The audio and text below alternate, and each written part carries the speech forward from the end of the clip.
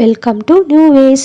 இன்றைக்கி ரொம்பவே ஸ்பைசியான ஆந்திரா ஸ்டைலில் பருப்பு பொடி எப்படி பண்ணுறதுன்னு பார்க்கலாம்.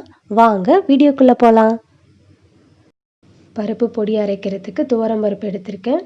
இந்த கப்பால் 2 கப் அளவு துவரம்பருப்பு, 1 கப் அளவு பொட்டுக்கடலை எடுத்திருக்கேன்.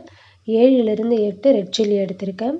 1 ஸ்பூன் அளவுக்கு மிளகு ஜீரகம், 1 கொத்து அளவு கருவேப்பிலை எடுத்திருக்கேன். ஒரு 10 பல் பூண்டு, பெருங்காயம் தேவையான அளவு, இது சால்ட்டு. இது செய்கிறது ரொம்பவே ஈஸி. ஒரு 5 மினிட்ஸ்க்குள்ளே பொடியை அரைச்சி செஞ்சிடலாம். ஃபஸ்ட்டு ஸ்டவ் ஆன் பண்ணிவிட்டு ஒரு ஃப்ரையிங் பேனில் பருப்பு ஆட் பண்ணிக்கலாம். துவரம் பருப்பு ஆட் பண்ணிவிட்டு கொஞ்சம் லைட்டாக ஃப்ரை ஆனது பொட்டுக்கல்லையும் ஆட் பண்ணிக்கலாம். லைட்டாக கலர் சேஞ்ச் ஆகிற அளவுக்கு ஃப்ரை பண்ணுங்கள். நல்லா கரண்டி வச்சு கிண்டி விட்டுட்டே இருக்கணும். லோ ஃப்ளேம்லேயே வச்சு செய்யலாம், ஏன்னா மீடியம்லோ இல்லை ஹை ஃப்ளேம்லேயே வச்சா கரிஞ்சிரும். நான் இப்போது சில்லிஸ் ஆட் பண்ணிக்கிறேன். நல்லா இதையும் சேர்த்து ஃப்ரை பண்ணுறேன். இப்போது மிளகு ஜீரகம் ஆட் பண்ணிக்கிறேன்.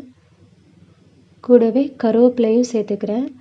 நான் வந்துட்டு காரம் கொஞ்சம் அதிகமாக இருக்கிறதுக்காக ரெட் சில்லிஸ்லாம் ஒரு 7லேருந்து 8 எடுத்திருக்கேன். நீங்கள் தேவையில்லைன்னா கொஞ்சம் குறைச்சிக்கலாம். கருவேப்பிலையை பாருங்கள், நல்லா கிறிஸ்பியாக இருக்குது. ஸோ இது கரெக்டான டைமு. இப்போவே கூடவே சால்ட் ஆட் பண்ணுறேன். கல்லுப்பு கூட போட்டுக்கலாம். பெருங்காயம் ஆட் பண்ணிக்கிறேன். இது அப்படியே ஒரு பிளேட்டில் சேஞ்ச் பண்ணிவிட்டு கொஞ்சம் நேரம் அப்படியே ஆறட்டும். அதே ஃப்ரையிங் பேனில் ஒரு ஸ்பூன் ஆயில் எடுத்துக்கிறேன். ஆயில் எடுத்துகிட்டு அந்த பூண்டு பல்லை நல்லா தட்டி வச்சுருக்கேன், அதை போட்டு ஃப்ரை பண்ணிக்கிறேன். நல்லா கிறிஸ்பியாகிற அளவுக்கு ஃப்ரை பண்ணி ஆற வச்சு அரைக்க வேண்டியது தான். ஆறுனதுக்கப்புறம் மிக்ஸி ஜாரில் சேஞ்ச் பண்ணிவிட்டேன். இப்போது நம்ம அரைக்க வேண்டியது தான். அரைச்சாச்சு. ரொம்ப நைஸாக இருக்கணும்னு அவசியம் இல்லை, இந்த அளவுக்கு இருந்தால் போதும். நல்லா ஸ்பைசியான பருப்பு பொடி ரெடி. சாப்பிடலாம்.